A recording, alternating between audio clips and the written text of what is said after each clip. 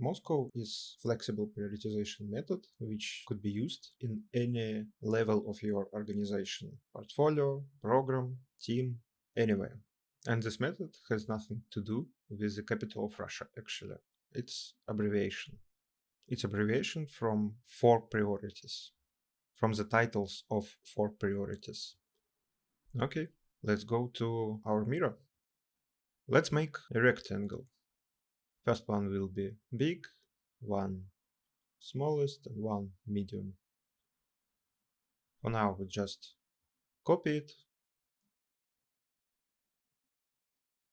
It is the second one, and paste again.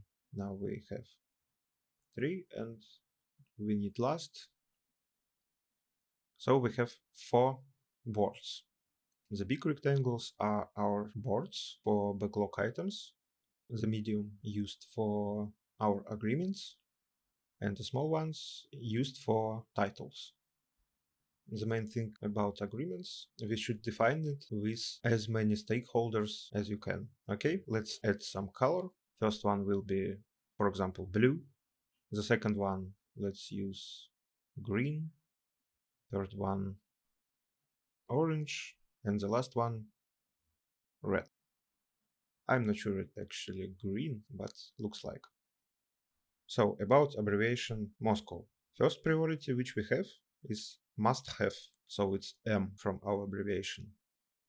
Second one, should have, is S from MoSCoW. Third one, could have, it's C from our abbreviation. And the last one, won't have, so it's W. Okay, so we defined it, our boards, our titles, and for now we should have our agreements. Usually we don't use agreements in our boards, but it is the really good practice when your rules, your agreements are clear. If you can add the rules to any of your boards, any of your system, please visualize it. It is really useful. Okay, what about must have? Actually, any tasks which placed on this board, they are vital, and without these tasks, product is unviable, unsafe, or illegal. So it is our main focus, right? So without this functional, without these features, without these tasks, our product doesn't work. Second one, should have.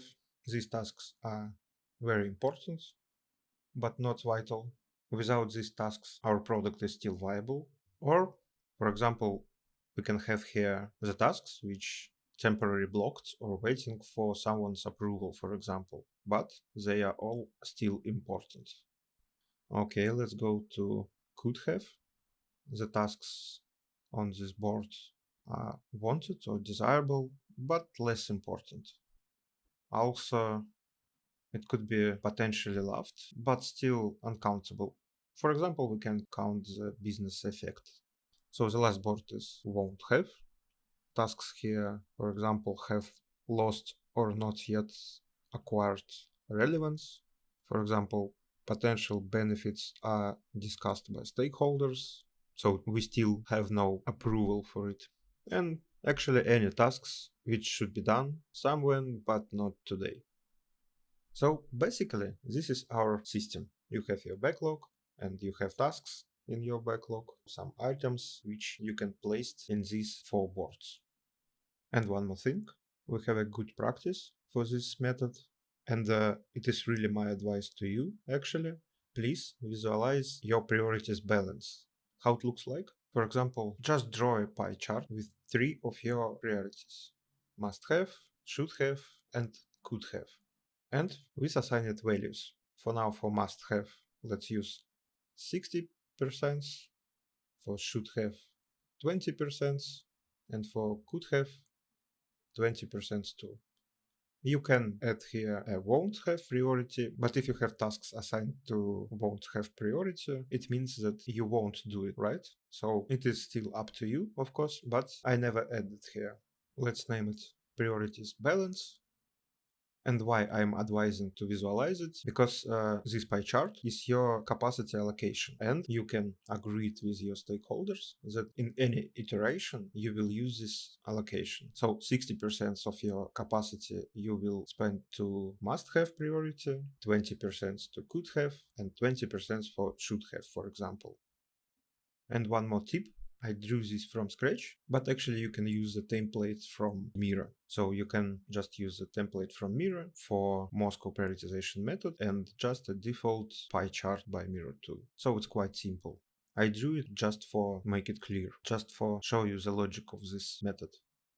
Okay, finally, I hope it was clear. Use it, change it.